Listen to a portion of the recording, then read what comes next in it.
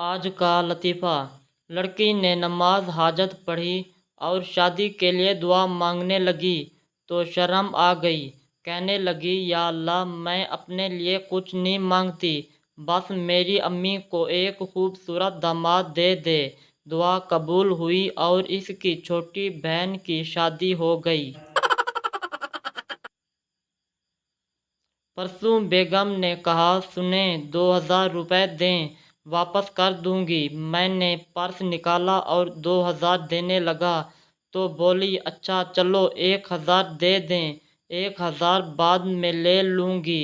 آج صبح بولی، مجھے آپ سے 1000 لینے ہیں۔ میں نے پرس نکالا اور 1000 دینے لگا تو پھر بولی، رہنے دیں، مجھے آپ کو 1000 دینے بھی تو ہیں، چلو برابر ہو گئے۔ تب سے سوچ رہا ہوں گڑبڑ کہاں ہوئی ہے۔ بیوی ساتھ والے گھر میں میاں بیوی کی کافی دیر سے لڑائی ہو رہی ہے۔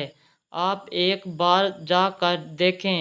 شوہر، میں 1-2 بار گیا تھا، اسی وجہ سے لڑائی ہو رہی ہے۔